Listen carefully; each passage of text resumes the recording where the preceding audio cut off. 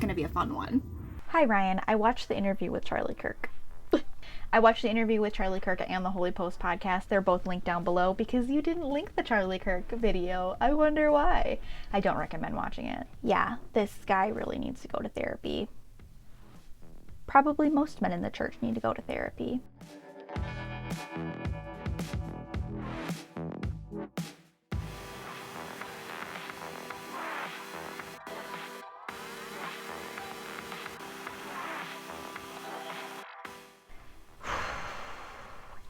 Let's make that all men in the church. All men in the church need to go to therapy.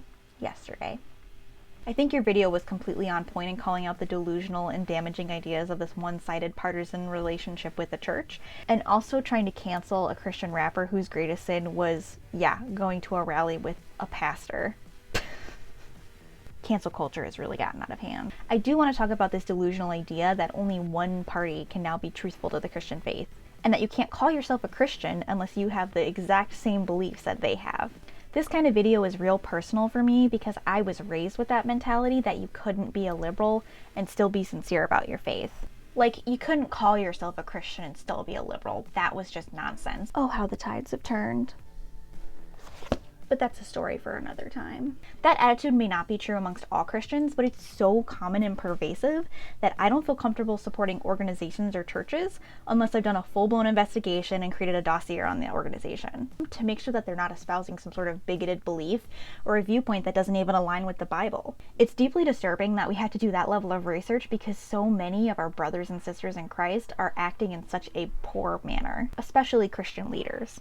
Years ago, we used to support and even run donation campaigns for an organization called Samaritan's Purse. They do a lot of Christian charity and aid around the world. We used to do shoebox drives because how can you help children in another world except for capitalism? Isn't that what Jesus would have wanted? Let the little children come to me so I can give them stuff. Obviously, we want to meet their material needs, but that's a whole other thing. It's probably not going to happen with Dollar Tree toys. Obviously, one reason I've been pushed away from this ministry, see our other videos, because we can't buy our way out of these problems. And one other reason is because the person who had Samaritan's Purse, Franklin Graham, son of good old Billy Graham, has some issues. Franklin Graham, as you know, is the toxic son of Billy Graham, and gosh, I bet his dad is just looking down from heaven right now, shaking his head. At least I really hope he is. I don't know for sure, but I really hope that Billy Graham is looking down from heaven going, why? Why are you supporting a man who has been serially and credibly accused of sexual assault for running for president? I don't know what he wanted for your life, Frankie, but this ain't it. And now this brings us back to this line in your video. That doesn't then give us the authority to do what Kirk proceeded to do, which is to go ahead and condemn another Christian just because they happen to make a differing political decision.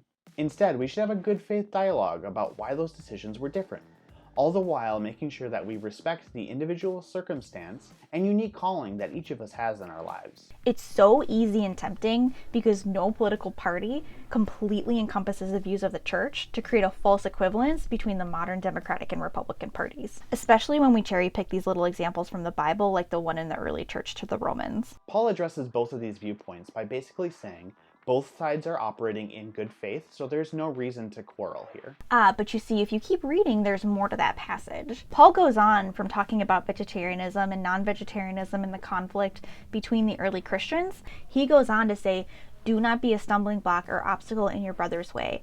As one who is in the Lord Christ, I am fully convinced that no food is unclean in itself. So while Paul is continuing to talk about how the early Christians should still respect vegetarianism, he's also saying, hey, just because you're not a vegetarian doesn't mean you can serve only non-vegetarian food. That's not cool, bro. You're causing your friend to stumble. Paul goes one step further than saying, live how you personally feel convicted, and adds on, don't be a stumbling block for your brothers. When it comes to resolving conflicts within the church, it's incredibly important to remember that even while Paul said we can agree to disagree, there's a lot of stuff that's just black and white, and we can't be stumbling blocks for one another. And right now, certain Christians just try to skip over these ideas so that they can try to convince other Christians that they're not aligned with the church's views if it's not a conservative worldview, even if that worldview isn't coherent with the Bible itself. And even worse, these same people use the Bible as a bludgeon to beat the crap out of others when they aren't conforming to their view of the Bible. It was a divisive issue then, and it's being used as a political tool now by some in the church who would rather see Christians as a voting bloc than brothers and sisters of faith. You can't agree to disagree with other Christians who don't even recognize you're a Christian. The Holy Post YouTube channel that you mentioned earlier actually does a really good job of tackling a lot of these topics, and they do a really good job of highlighting issues that aren't really cogent with either political side. While I don't agree with everything they say, I think they do a pretty good job, and they also target a demographic that really needs to hear more about things from a different perspective. Two of my favorites are on race and abortion, and I've linked them down in the doobly-doo below. In both of these videos at various points, Phil Vischer actually calls out the fact that we're worshiping false idols when it comes to how we look at these issues, and that we need to take the perspectives of everybody into account when it comes to dealing with the crises that we are dealing with in America today. He also talks a lot about the false notion that one political side can fix all the problems that we have. And again, we have to tackle the false equivalence in the room here. There's a lot more problems in the Conservative Party today than just their ideological beliefs. But the church right now is so self-obsessed with their own stances and beliefs and fighting an imaginary culture war that it's become much less about the real purpose we have as Christians and more about keeping and maintaining political power. The real purpose of the church is not to look great in front of everybody else. The real purpose of the church is not protecting a homeland or protecting a specific identity. You won't find that anywhere in the Bible. We're supposed to be ahead of the world in caring for our neighbors, and the least of these. The foreigner, the refugee, the widow, the poor, those who are looked down upon in society, those are the people we're called to serve and protect, not political power. How radically different would the church look today if we cared just as much about serving those people as we do about saving Christmas and dunking on Lecrae? So while we can hold different views on how we choose to help people and what policies we want to support, it's not up to us to decide whether or not it's a choice of helping them or not. It's part of our faith. It's a core commandment.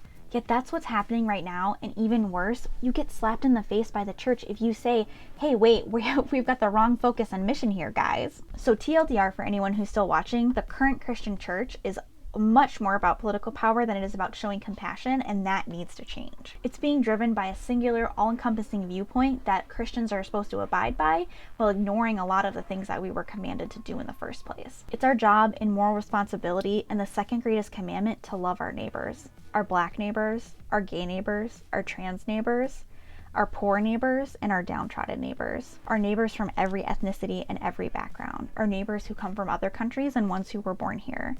It's not up to us to decide whether or not we help them. It's only up to us to decide how we help them. And the greatest sin of the church in the past 5 decades has been ignoring and failing to live up to that mission. I have a small, tiny sliver of hope that other people are starting to step in now and recognizing this gap and starting to create organizations not run by megachurches or these clowns. I think these people can still be an example for us in our future and hopefully help to lead the church into a new direction. The church is running out of time and people are running out of patience, and we need to act quickly. The church can be forgiven for not always choosing the best policies, but it can't be forgiven for abandoning the faith and not living up to what it's supposed to live up to. And we have to be exceedingly careful when we use both side narratives because they can be incredibly damaging, because we can't hold two opposite forces in neutral regard when one is part of a moral failing that's obsessed with political power and one's about helping other people. You can't say that those are equal forces opposing each other. P.S. If you're looking for examples of Christians who I think are doing good work, I put some examples on the doobly-doo down below. I recommend Shane Claiborne, Mark Scandrett, and Jamar Tisby. They've got some great books and great resources for leading the church into a new direction. These 3 Christian leaders actually give me hope for a better future. Love always, Amanda. There's a motorcycle and I'm letting it go by because I want the audio to be good. There's so many airplanes now.